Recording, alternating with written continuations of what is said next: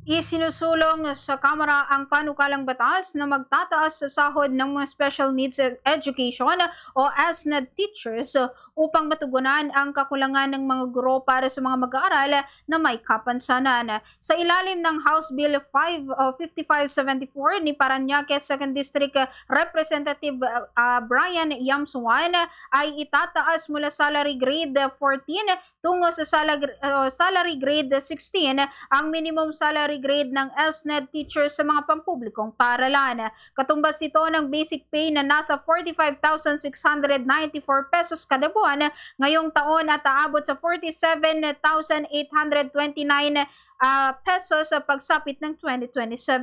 Ayon kay Yamsuan o Representative Yamsuan ay mahalagang madagdagan ang bilang ng SNED teachers upang matiyak ang pantay na oportunidad sa mga edukasyon para sa mga learners with disabilities. Batay sa datos, nasa 391,089 learners with disabilities ang naka-enroll sa mga pampublikong paaralan noong school year 2024 to 2025, ngunit wala pang 6,000 SNED teachers ang nagsisilbi sa kanila. Samantala, may humigit kumulang 600 na bagong SNED teaching positions na nilikha ng Department of Education ngayong taon, ngunit hindi pa napupunan habang hinihintay ang bagong qualification standards mula sa Civil Service Commission.